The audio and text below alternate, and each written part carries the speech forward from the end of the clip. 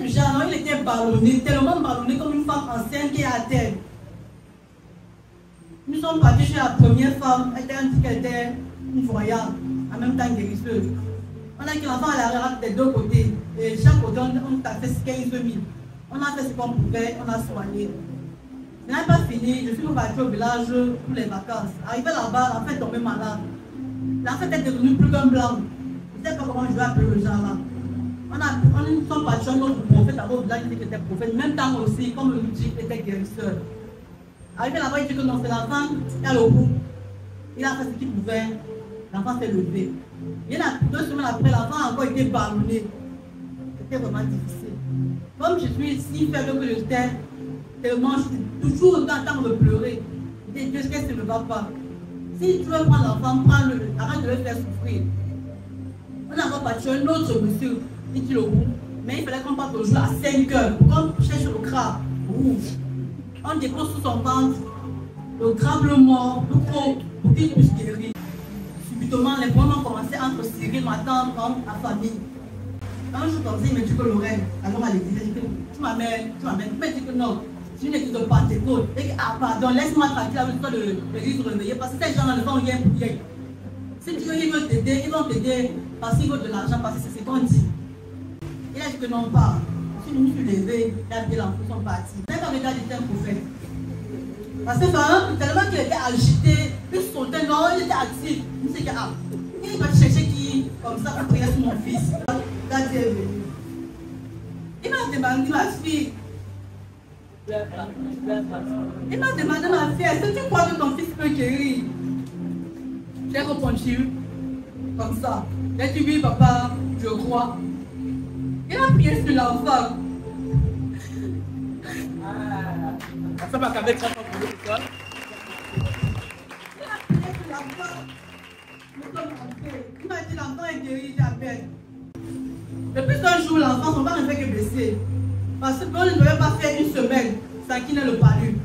Sans qu'il n'ait des manifestations bizarres. Tu vois, parfois, il conduisait, il était pas, c'est bizarre, je ne comprenais rien. Depuis un jour, rien. Il a rien jusqu'à aujourd'hui.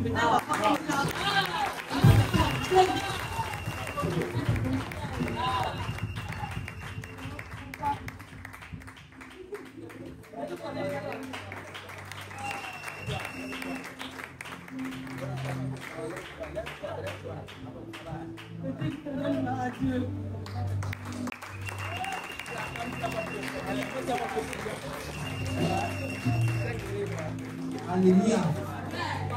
Lorsque je me réveille vers les minuit, comme souvent, je vois la salive vient dans ma bouche, ça glisse comme le gombo ou bien le riz. Je portais le son, j'avais craché dedans. Après d'avoir craché l'huile d'encens que la tia avait prié sur ça. Prié sur l'huile d'encens, que l'huile d'encens avait même passé ça une semaine. La tia a dit, laisse ma fille, Lina va mettre dans aussi. J'ai dit, ok, papa, il n'y a pas de problème. J'avais porté l'huile d'encens, je bu. Et le matin, il n'y a plus de salive dans ma bouche. Parce que ça avait l'habitude de faire comme ça. Et le lendemain, je le vois durant une semaine. Depuis que j'ai fait cette huile, jusqu'à aujourd'hui, il n'y a plus de salive dans ma bouche. Et moi, je dis, partez à l'église avec moi, vous ne voulez pas. Aujourd'hui, c'était chaud dans la salle. Maintenant, ma femme dit que là où je suis même, je suis déjà malade. Parce que comme je vais voyager là, je ne sais pas comment je vais arriver au village. Ils sont tous venus, quand ils devaient voyager, ils sont tous venus. J'ai porté l'eau que papa avait béni. Quand elle est arrivée à 17h. Elle m'appelle. Elle dit, tata, aujourd'hui, elle dit que personne n'a vomi dans la voiture. Je dis que ça serait comme ça pour toujours au nom de Jésus. Elles ont dit amen. Je suis là pour rendre gloire à Dieu. Bonjour, peuple de Dieu. Bonjour, maman. Je viens rendre grâce à Dieu pour ma réussite pour le concours de scène. J'ai composé avec la maladie jusqu'à finir de composer mon seul que j'ai réussi le concours. Papa va profiter qu'il y aura beaucoup de mariages cette année à cette église. Amen. Le frère allait donner sa femme. Est-ce que nous célébrer la grâce de Dieu en ce matin? Alléluia. merci au Seigneur pour tout ce qu'il a fait pour moi. Et ce qu'il continue de faire. Comme vous pouvez le constater ce matin, il y a 6 mois par là, non, 8 mois que j'ai fait mon entrée dans ce ministère. Je suis entré tout seul et aujourd'hui je suis tout seul.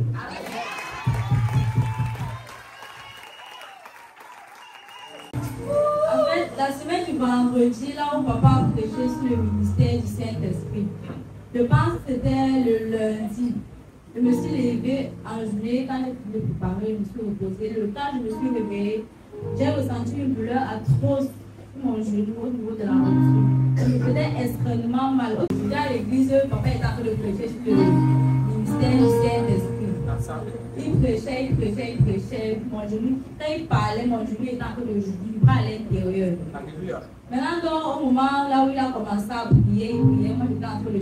Là où je viens, je sors, je me place là. Avant même que papa me prie pour moi, j'étais déjà au sol. Quand il finit, je pars m'asseoir, il me dit, ton genou fait encore mal.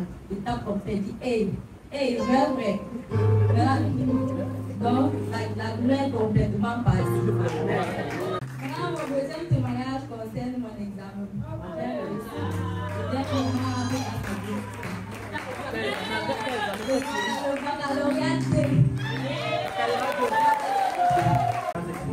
remercie le Seigneur pour l'examen parce que papa avait prophétisé sur tous les enfants qui vont réussir à leurs examens. Et ça s'est passé de mon côté et j'ai réussi à mon examen sans problème. Là, c'est la sœur Rachel, elle veut témoigner pour sa sœur qui était enceinte. Si on avait souvenance, depuis plusieurs semaines, papa prie pour une dame qui est enceinte ici. Elle s'asseye tout quelque part là. Que ma fille, tu vas coucher dans les bonnes conditions.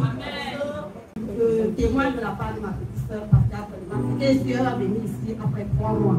Elle n'avait pas témoigné. Bon, elle est venue ici, je pense que c'est 2 fois seulement. La première fois, papa l'a localisée derrière. On l'a amenée devant, papa a prié pour elle. Papa a profité dans sa vie qu'elle va bien accoucher parce que l'accouchement d'avant était difficile, mais cette fois-ci, elle va accoucher dans de très bonnes conditions. Vers minuit, les douleurs ont commencé légèrement. Son mari a dit que bon, comme c'est la saison qui pleut beaucoup, j'aimerais qu'on parle même là-bas, tu restes une fois là-bas. Vers 5 heures, moi, elle ne m'a même pas appelé. Vers 5 heures matin, on m'a dit qu'elle a accouché dans de très bonnes conditions.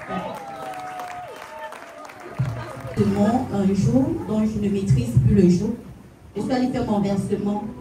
Pendant que tu vends, le versement, l'espèce que tu as doit être égale à l'espèce que la machine dans les bureaux des supérieurs donne.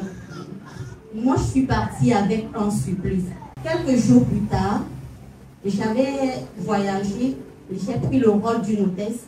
À mon retour, la caissière m'appelle et me dit, Mataki, tu as un manquant. Je dis, comment ça?